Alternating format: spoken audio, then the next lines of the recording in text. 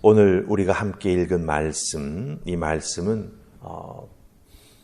비시디아 안디옥 회당에 들어가서 사도 바울이 행한 설교입니다. 사도행전에서 처음으로 이제 바나바와 함께 사울이 안디옥 교회의 선교사로 파송이 돼가지고 이방인들을 향해서 나아가 하나님의 말씀을 전하기 시작하는 첫 번째 도착한 곳이 바로 비시디아 안디옥입니다. 물론 그곳에 가자마자 이방인들을 향해서 복음을 전한 건 아니지요. 유대인들의 회당에 들어가서 안식일에 모여 예배하고 있는 그들 앞에 서서 사도 바울이 첫 번째 전도 설교를 하게 되었다라고 하는 것입니다. 그러니까 이제 사도 바울이 하나님께서 그 사울을 불러서 바울 되게 만드시는 가장 중요한 목적을 해나가는 그 첫 번째 모습이 오늘 말씀 속에 나타나고 있다라고 하는 것이지요. 그런데 여러분들, 이 사울이 설교를 해나가는 내용을 잘 보면 하나님께서 이스라엘을, 즉 유대 백성들을 위해서 무엇을 어떻게 행하셨는지, 그런데 그 유대 백성들을 위해서 행하신 그것이 어떤 의미를 가지고 있는지 하나하나 잘 설명해 주고 있습니다. 구약과 신약의 말씀을 잘 설명해 주면서 그 말씀 속에 관통하여 흐르고 있는 하나님의 섭리, 그 하나님의 섭리는 바로 구원의 경륜이지요.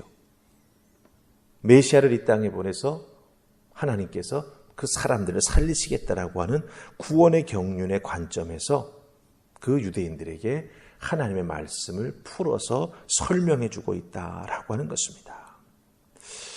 오늘 읽은 말씀 속에는 사도 바울이 이 복음의 내용을 선포하기 위해서 구약 속에 나오는 말씀과 또 예수 그리스도가 십자가에 달려 죽으시는 그 과정까지를 크게 세 부분으로 나누어 가지고 설명하고 있는 것을 보게 됩니다. 그래서 오늘도 이 새벽에 그 사울의 설교의 내용을 세 부분 나누어 가지고 그 핵심의 내용을 살펴보면서 이것이 바로 하나님의 구원의 섭리가 흘러가는 모습이구나라고 하는 걸 우리가 깨달아 알고 우리도 그 구원의 메시지와 그 흐름을 잘 붙잡아 누군가에게 복음을 전해야 된다라고 하는 그런 순간이 오게 될 때 이 사울의 설교를 참조해 가지고 우리들 자신만의 복음 메시지를 전할 수 있는 그런 은혜가 있기를 소망합니다. 그러기 위해서 오늘 말씀 잘 붙잡고 깨달아 알아서 잘 준비하여 우리들만의 복음 메시지를 잘 준비할 때 하나님께서 그 메시지를 사용할 수 있는 그 귀한 기회도 허락해 주실 줄 믿습니다. 자, 그럼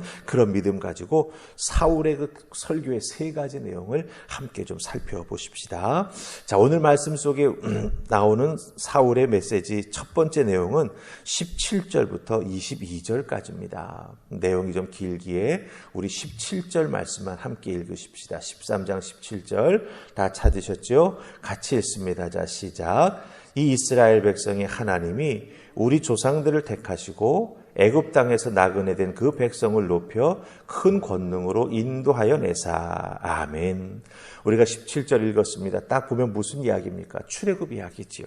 예, 17절부터 22절까지 내용, 즉 복음의 전 역사입니다.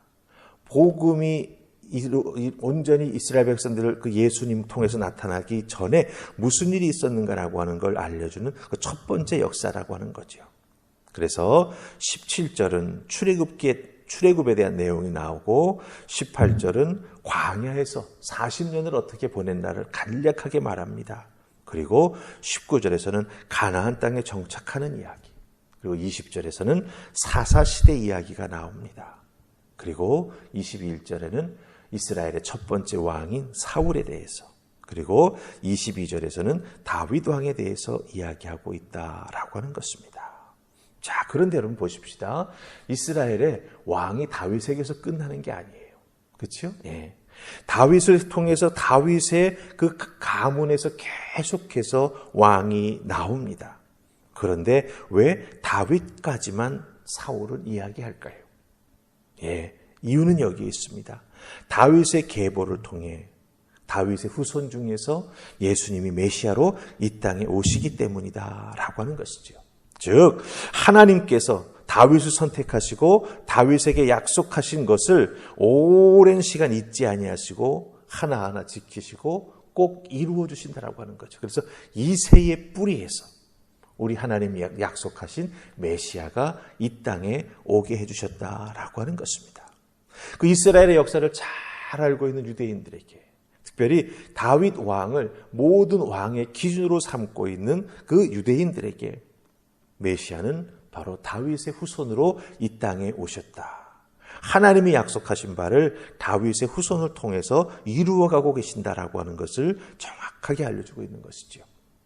나를 향한 하나님의 구원의 섭리는 이렇게 다윗 왕에서부터 그 후손을 통해서 계속 흐르고 흘러서 예수님이 이 땅에 오게 되셨다라는 것을 지금 사울은 설명하고 있다라고 하는 것입니다. 자, 그럼 이제 두 번째는요, 23절로 25절의 내용입니다.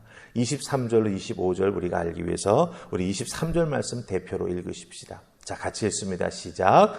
하나님이 약속하신 대로 이 사람의 후손에서 이스라엘을 위하여 구주를 세우셨으니 곧 예수라. 아멘. 예. 이렇게 다윗의 후손에서 이 땅에 메시아가 태어났다라고 하는 거예요. 그게 23절로 25절의 내용입니다. 그런데 23절에서 처음으로 사울은 예수라고 하는 이름을 사용하고 있습니다. 여러분들 23절 잘 보세요. 사울이 예수라고 하는 이름을 처음 여기서 말하면서 이스라엘을 위해서 세워진 구주가 바로 예수라고 말하고 있습니다. 이스라엘을 위해 세워진 구주가 예수다. 이 말의 의미가 무엇입니까? 예, 이 구약의 말씀을 통해서 하나님이 예언하시고 약속하셨던 메시아가 누구다? 예수 그리스도라고 하는 거예요. 예, 유대인들은 구약의 내용을 잘 알고 있죠. 하나님께서 고통받고 있는 우리들을 위해서 메시아, 즉 우리들을 해방해 주실 분을 보내주실 것이다. 그 약속을 믿고 약속을 소망하면서 살아가고 있다라고 하는 거예요. 그런데 그 하나님 약속해 주셨던 그 말씀이 누구에게서 이루어졌다? 바로 예수에게서 이루어졌다라고 하는 것입니다. 그래서 예수님이 메시아라고 하는 것을 유대인들에게 분명히 사울은 알려주고 있다라고 하는 것입니다. 자, 그럼 사울이 왜 이 부분을 특별히 강조해서 이 유대인 회당에 들어가서 설명해 주고 있을까요? 이유가 있습니다, 여러분들. 사도행전 5장을 보면 사도들이 복음을 증거하면서 예루살렘에 막 부흥의 불길이 올라옵니다. 그러자 그것을 두렵게 여겼던 대제사장들이나 서기관들이나 바리새인들이 사도들을 다 잡아서 가다 놓지요. 그리고 죽이고자 합니다. 바로 그때 바리새인 중에 가말리엘이라고 하는 사람이 일어나서 뭐라고 말하냐 하면 너희들이 하려고 하는 것을 조심하라라고 말합니다. 너희들 지금 예수 믿고 예수의 복음 전하는 이 사람들 다 죽이려고 하지 조심해야 돼라고 말합니다. 그러면서 조심해야 될 이유를 말합니다. 이전에도 로마의 학정에 맞춰서 맞서가지고 반란을 일으킨 자들이 있었다. 그 반란을 일으킨 자들이 메시아 행세를 하기도 했었다. 그런데 다 시간이 지나니 흩어져 없어지고 말았다. 그러니 지금 이 사람들이 예수를 전하고 예수 믿는 사람들이 이렇게 막 불일 듯 일어나는 것 좀 더 두고 보자. 하나님이 행하신 것이 아니라고 한다면 다 흩어져 없어질 것이다. 그런데 만약 하나님이 행하신 것이라고 한다면 우리가 그들에게 손을 내어 그들의 생명을 빼앗는 것은 하나님의 뜻을 거스리는 것이다 라고 말합니다. 그래서 사도들을 그때 죽이지 않게 되죠. 그 이야기를 유대인들에게 딱 들려주는 겁니다. 예, 다시 생각나게 해주는 거죠. 예, 너희들이 죽이려고 했었지. 그러나 그곳에서 살아났고 결국은 그 모든 것이 사실로 지금 이루어져 나가고 있다라고 하는 것을 말해주고 있다라고 하는 것입니다. 예수님, 그들의 제자, 그리고 지금의 놀라운 부흥과 복음을 전하게 되는 것 다 하나님의 뜻 가운데 이루어져 가고 있는 것이다 라고 하는 것을 분명히 사울은 말해주고 있다라고 하는 겁니다. 예, 복음의 시작과 복음의 부흥과 복음의 흘러감은 하나님의 섭리라고 하는 것이죠. 자, 그럼 이제 마지막으로 26장에서부터 시작해서 오늘 우리가 읽었던 31절 마지막 부분까지 내용은요, 복음의 핵심 되는 예수님을 말하고 있습니다. 자, 우리 26절 같이 읽으십시다. 26절 자, 읽습니다. 시작. 형제들아, 아브라함의 후손과 너희 중 하나님을 경외하는 사람들아, 이 구원의 말씀을 우리에게 보내셨거늘. 아멘. 예, 예수님을 뭐라고 말합니까? 구원의 말씀이라고 말합니다. 그렇죠? 예. 23절에서 예수라고 하는 이름을 처음 말하면서 이스라엘을 위해서 세워진 구주라고 말합니다. 그런데 이스라엘을 위해서 세워진 그 구주는 하나님께서 약속하셨던 말씀이 이루어지는 거라고 하는 거죠. 그 예수는 곧 구원의 말씀이다라고 26절에서 예수님을 소개합니다. 왜 이렇게 소개합니까? 예, 이스라엘 백성들, 유다 백성들은 율법의 백성입니다.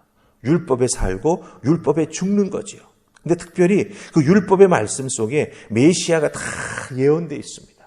그 예언되었던 메시아가 이 땅에 오셨다라고 하는 거죠. 그렇기 때문에 구원의 말씀이라고 예수님을 설명하고 있습니다. 그런데 그 구원의 메시아를 이스라엘 백성들이 깨달아 알지 못하고 십자가에 죽였던 것이죠.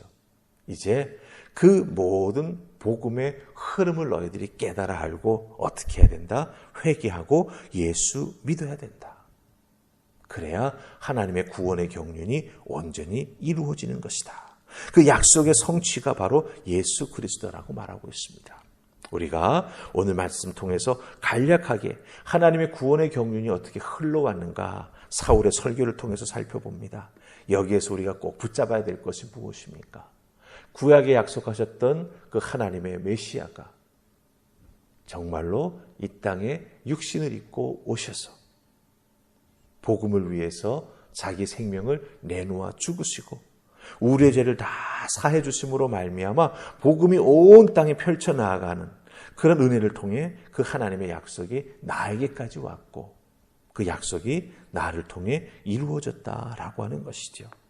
이 구원의 놀라운 약속과 말씀의 그 흐름 우리가 놓치지 말아야 된다고 하는 겁니다. 그리고 그 하나님의 구원의 약속과 말씀은 나에게까지 왔으니 나에게서 막히거나 멈춰서는 안 되죠. 어떻게 해야 됩니까? 나를 통해서 또 다른 사람에게 흘러가야 한다라고 하는 거예요. 바로 이것이 놀라운 구원의 비밀입니다. 그러기에 구원받은 내가 이 복음의 놀라운 은혜와 그 말씀 속에 감춰져 있는 하나님의 사랑을 나만 누리고 끝내서는 안 된다라고 하는 것. 다른 누구에게도 이 복음을 소개하고 예수 그리스도의 구원의 사랑, 하나님의 우리를 향한 그 사랑을 알려주는 자들이 우리가 되어야 한다라고 하는 것 꼭 기억하시고 여러분의 삶의 자리에서도 예수님을 잘 소개할 줄 아는 그리고 예수님을 소개할 때 나의 믿음도 담대히 고백하며 그들에게 간증하며 전할 수 있는 여러분들 다 되실 수 있기를 주님의 이름으로 축복합니다. 아멘. 우리 기도하십시다. 좋으신 하나님 은혜 감사합니다. 오늘도 이 새벽 저희들을 주의 손으로 부르셔서 말씀을 통해 예수 그리스도의 십자가의 은혜, 그 구원의 경륜이 어떻게 나에게까지 올 수 있었는지 깨달아 알게 해주시니 감사합니다. 하나님께서 이스라엘 백성들을 선택하신 것부터가 바로 우리에게 복음을 전해주시기 위한 하나님의 경륜의 첫 발자국이었음을 깨달아 알게 해주셨습니다. 그 하나님의 사랑이 흐르고 흘러 나에게까지 왔으니 그 사랑 덧입은 내가 빚진 자의 심정으로 그 사랑의 빛을 갚기 위해 우리 주변을 향해 눈 돌려 예수 그리스도의 은혜와 사랑이 꼭 필요한 자들에게 그 복음의 은혜와 예수 그리스도의 사랑을 전할 수 있는 담대함을 허락하여 주시옵소서.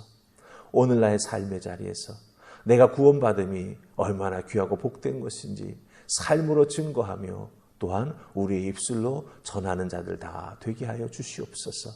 아버지 오늘 하루의 삶도 지키시고 인도해 주실 줄 믿고 예수님 이름으로 기도하옵나이다. 아멘.